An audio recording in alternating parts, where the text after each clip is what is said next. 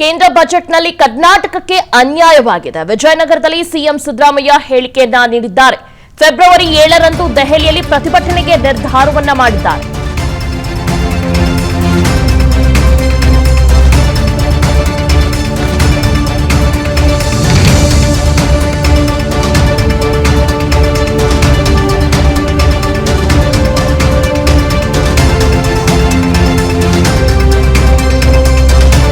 ಬಜೆಟ್ನಲ್ಲಿ ಕರ್ನಾಟಕಕ್ಕೆ ಅನ್ಯಾಯವಾಗಿದೆ. ವಿಜಯನಗರದಲ್ಲಿ ಸಿಎಂ ಸಿದ್ದರಾಮಯ್ಯ ಹೇಳಿಕೆಯನ್ನ ನೀಡಿದ್ದಾರೆ. ಪ್ರತಿಭಟನೆಯಲ್ಲಿ ನಾನು ಕೂಡ ಭಾಗಿಯಾಗುತ್ತೇನೆ, ಬರ ನಿರ್ವಹಣೆಗೆ ಕೊಡಬೇಕಾದ ಹಣ ಕೂಡ ಕೊಟ್ಟಿಲ್ಲ ಅಂತ ಹೇಳಿದ್ದಾರೆ.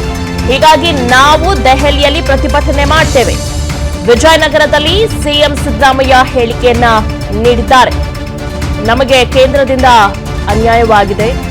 ಬಜೆಟ್ನಲ್ಲಿ ವಿಜಯನಗರದಲ್ಲಿ ಸಿಎಂ ಸಿದ್ದರಾಮಯ್ಯ ಹೇಳಿಕೆಯನ್ನ ನೀಡಿದ್ದಾರೆ. ಫೆಬ್ರವರಿ 7ರಂದು ದೆಹಲಿಯಲ್ಲಿ ಪ್ರತಿಭಟನೆಗೆ ನಿರ್ಧಾರ ಮಾಡಿದ್ದೇವೆ. ಬಜೆಟ್ ಅಧಿವೇಶನದ ಹಿನ್ನೆಲೆ ಲೋಕಸಭೆ ಬಳಿ ಧರಣಿಯನ್ನ ನಡೆಸಲಿದ್ದೇವೆ ಅಂತ ಹೇಳಿದ್ದಾರೆ. 7ನೇ ತಾರೀಕಿಗೆ ಪ್ರತಿಭಟನೆ ಮಾಡಬೇಕು ಅಂತ ತೀರ್ಮಾನ ಮಾಡಿದ್ದೀವಿ. 7th ಡೆಲ್ಲಿನಲ್ಲಿ ಪಾರ್ಲಿಮೆಂಟ್ ನಡೆಯುವಾಗ ಡೆಲ್ಲಿನಲ್ಲಿ ಮಾಡಬೇಕು ಅಂತ. ಯಾಕಂತಂದ್ರೆ ಒಂದು ನಮ್ಮ ಬಜೆಟ್ನಲ್ಲಿ, ಅವರ ಕೇಂದ್ರದ ಬಜೆಟ್ನಲ್ಲೂ ಕೂಡ ಕರ್ನಾಟಕಕ್ಕೆ ಏನೂ ಕೊಟ್ಟಿಲ್ಲ. ನಂಬರ್ 1. ನಂಬರ್ 2, ನಾವು ಬರಗಾಲಕ್ಕೆ NDRF ನಿಂದ ಫಂಡ್ ಕೇಳಿ 4,663 ಕೋಟಿ ಕೇಳಿ ಸುಮಾರು 4 ತಿಂಗಳಾಯ್ತು. 4 ತಿಂಗಳಿಂದ ಇವತ್ತಿನವರೆಗೆ ಒಂದು ಪೈಸೆನೂ ಕೊಟ್ಟಿಲ್ಲ.